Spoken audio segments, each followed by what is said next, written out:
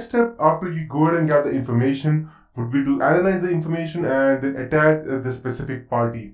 So, how are we going to do that exactly? There are two ways of doing that. One is through social engineering, and the another aspect of approach would be to go ahead and directly attack using the viruses or worms or trojans that you have created by yourself. So, but there is still one question in mind that using technical knowledge to go ahead into hacking, it is good, but still it's not that easy because you never know what kind of information are you going to give out while you're going to go ahead and target the attack. Or let's say if the person has IDS already and you go ahead and try to create some malware, and if the IDS, that is intrusion detection system, go ahead and picks up your antivirus, then your virus will be caught and you may not be able to perform the attack. And that can be quite complicated to go ahead and write down program each time you have to go ahead and attack different companies or different persons. So at that point of time, social engineering comes in place. So as you can see, the definition that I have found somewhere on the internet, that your softwares that have been created by any person or any software engineer, they can be applied patches, but there is no patch for human stupidity. So that is social engineering. You go ahead, try to use your charm or your techniques to, or your information to go ahead and gather much more information by you going ahead and calling them or using emails through phishing and other techniques to go ahead and gather information. Social engineering is a very vast term. It consists of technicalities as well as non-technicalities as well. So what exactly is social engineering? So in this tutorial today, I will be taking you through what is social engineering, what are the different types of social engineering. So there are 5 different types: baiting, phishing, quid pro quo, pretexting, and diversion theft, which is normally conning people. And what would be the ways to go ahead and prevent them? So these are which I will be teaching you today.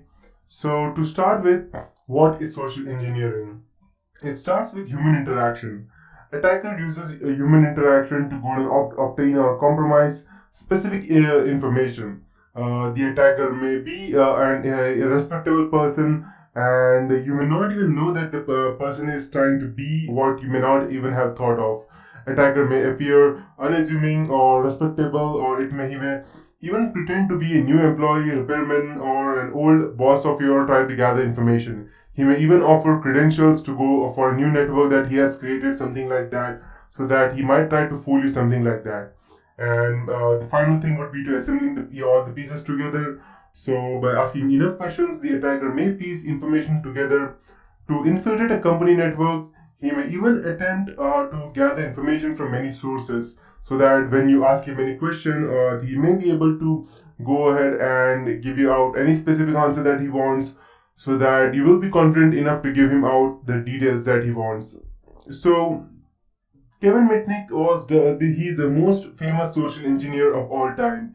He was dubbed as the most dangerous hacker in the world.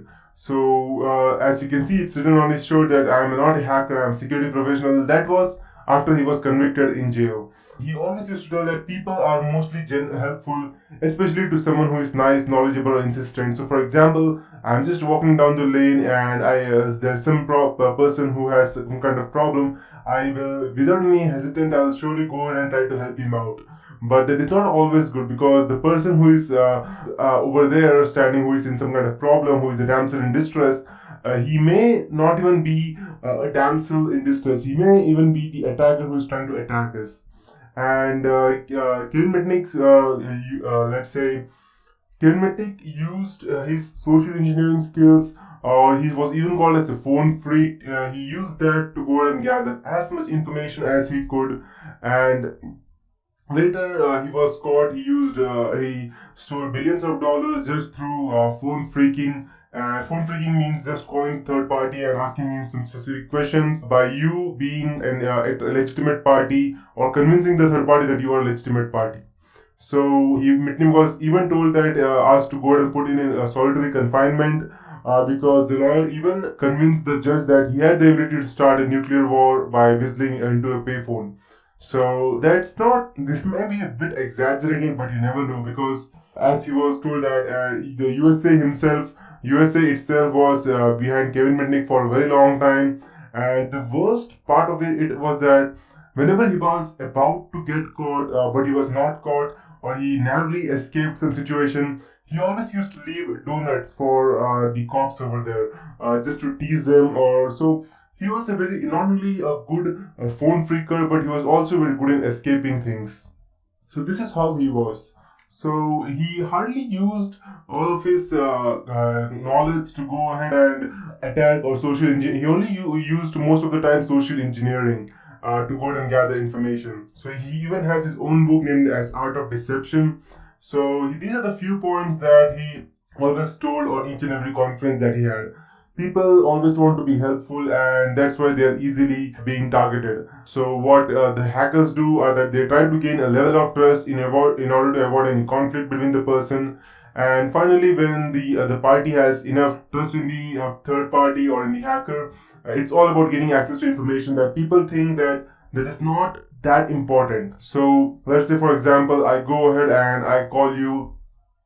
Let's assume that you are staying in United States, and so I go ahead and call you and I gather information such as your name, your addresses, your data. I will say that I'm calling you from, let's say, for example, or let's take an example of India over here. I'll just go ahead and call you and I'll tell you that I'm calling you from the census department, and we're trying to gather information about how much person lives in a family, how many persons live in a family. So can you just give me out their names and the date of birth. And you'll think that, oh yeah, no problem, what's the problem in giving a date of birth? So you just go ahead and tell all of your names, give out your date of birth, and the person may even ask for email ID just so that you can go ahead and register you.